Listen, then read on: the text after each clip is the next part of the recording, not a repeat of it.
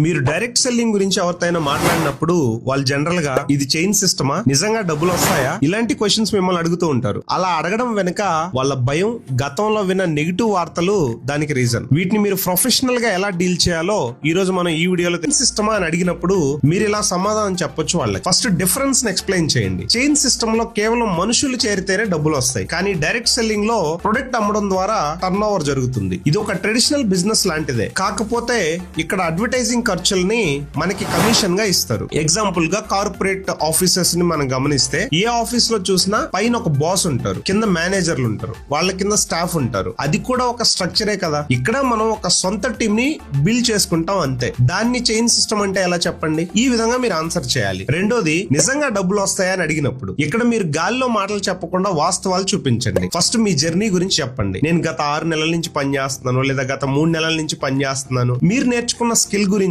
మీకు వస్తున్నటువంటి చిన్నపాటి ఆదాయం గురించి గానీ, మీరు ఆ బిజినెస్ లో ఎలాంటి ఫ్యూచర్ ని చూసారనే దాని గురించి జెన్యూన్ గా మాట్లాడండి. సిస్టమ్ గురించి ఎక్స్ప్లెయిన్ చేయండి. ఇది ఒక లాటరీ కాదు, ఇక్కడ వర్క్ చేస్తేనే డబ్బులు వస్తాయి, ఎంత టర్న్ ఓవర్ జరిగితే అంత ఆదాయం వస్తుందని నిజాయితీగా చెప్పండి. దానికి ఆ మార్కెటింగ్ ప్లాన్ లో ఉన్నటువంటి ఇన్కమ్ క్యాలిక్యులేషన్స్ కూడా వీలైతే పేపర్ మీద రాసి చెప్పడానికి ప్రయత్నం చేయండి. ప్రూఫ్స్, మీ సీనియర్స్ లేదా కంపెనీలో సక్సెస్ అయిన వాళ్ళ ఇన్కమ్ స్టేట్మెంట్స్ ని చూపించడానికి మీరు ప్రయత్నం చేయండి. మీరు పాటించాల్సినటువంటి ఒక స్ట్రాటజీని ఇక్కడ మీకోసం నేను ఎక్స్ప్లెయిన్ చేస్తున్నాను. జనాలు ముందుగా మీ మాటల కంటే మీ బిహేవియర్ ని ఎక్కువగా గమనిస్తారు. ఫస్ట్ వాళ్ళని ప్రెజర్ చేయకండి. నువ్వు రాకపోతే నీ జీవితం నాశనం అయిపోద్ది, నువ్వు దేనికి బనికి రాకుండా పోతావు, ఈ విధంగా మాట్లాడకండి. అసలు నీకు ఇంట్రెస్ట్ ఉంటే ఒక అవకాశం ఉంది, వచ్చి చూడు అని వదిలేయండి. అప్పుడు వాళ్లే మీ దగ్గరకు వస్తారు. రాకపోతే నో ప్రాబ్లం, వేరే వాళ్ళకి చెప్పండి. డిజిటల్ ప్రజెన్స్, మీరు నేర్చుకుంటున్న digital marketing, graphic designing skills ను ఉపయోగించి ఒక మంచి కాంటెంట్ క్రియేట్ చేయండి. మీరు ఒక ప్రొఫెషనల్ గా కనిపిస్తే ఆటోమేటిక్ గా మీ పైన నమ్మకం ఏర్పడి